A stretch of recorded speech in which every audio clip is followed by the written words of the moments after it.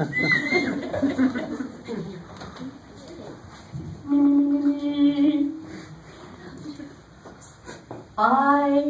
am a former artist with a knack for making flash cartoons. I drew landscapes and still art and some models without pantaloons. An animator is an actor with a pencil, I concur. I dreamed that I'd direct my films like Disney or John Lasseter. But soon I found out skill alone would not bring bacon home with me. No social skills, no networking. I wondered, what is wrong with me? An existential crisis led my pillow to be soaked in tears. I wondered why a bachelor's in fine arts had failed me all these years. Then I recalled that I loved acting, so I ditched the pencil and I could voice any character that a director would demand. What's great about animation is you don't have to look like the cast. That's not to say I can't do live shtick and look like a total. Weirdo.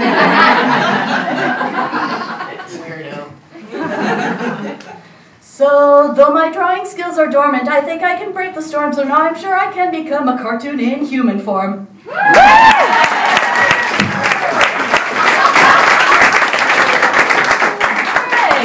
thank you. Well, good night then.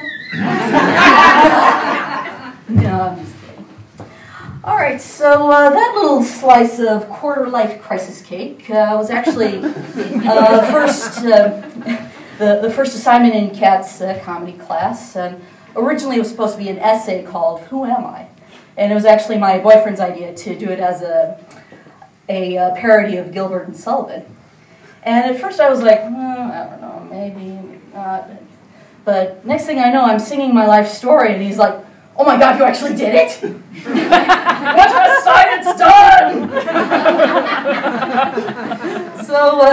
So my boyfriend and I, we go back a couple years, and we met in Chicago, also known as the Windy City.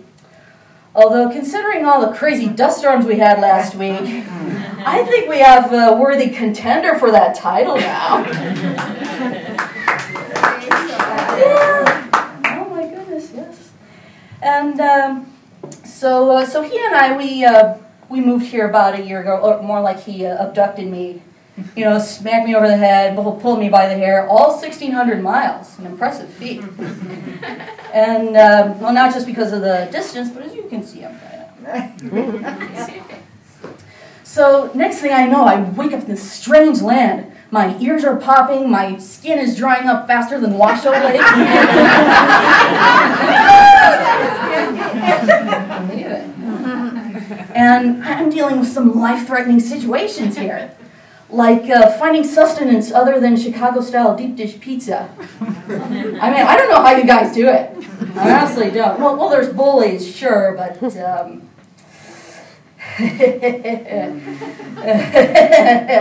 moving on. So, well, another dangerous situation I have to deal with is pronouncing the state name. So I was pronouncing it Nevada instead of Nevada, which apparently is tantamount to strangling a newborn kitten in these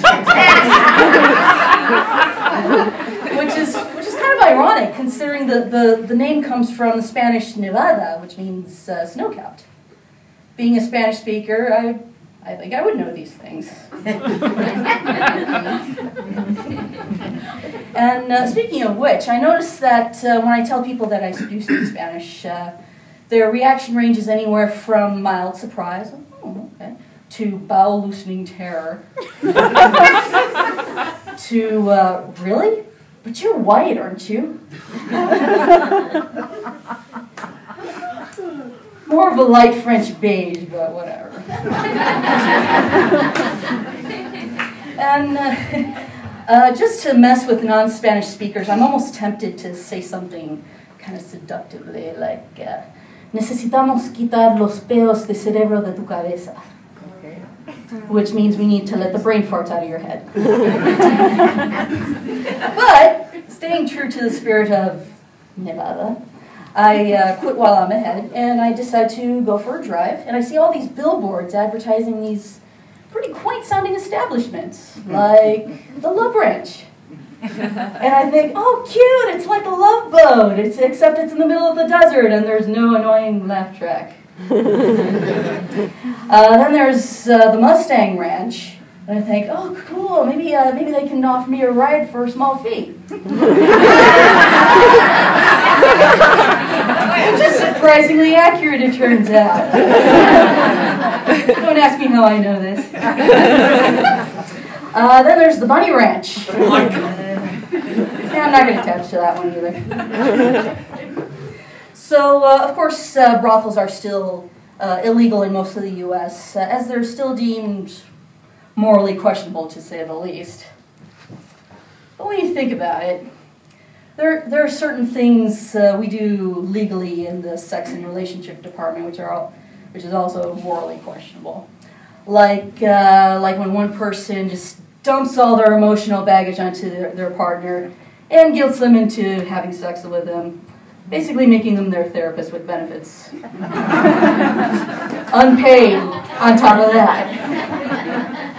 And it's not just sex and relationships, too. When it comes to professional issues, we can do some really weird and crazy stuff, like defining yourself by your job or your career, or getting 2 degrees and never getting a full-time job in your field, or isolating yourself from your friends and your loved ones to work from home only to succumb to negative self-talk and hatred and to spiral down into clinical depression, only to give into the delusion that everyone would be better off without you, and the effect that it has on you, your friends, and your loved ones, and oh my God. I think I just had a breakthrough. That or a small stroke. It's like, I made you guys my unpaid therapist just now. Well, geez, now I feel bad. Hey, do you guys take Medicaid? Anyone? Well, I hope you enjoyed your quarter-life crisis cake, and thank you very much, and good night.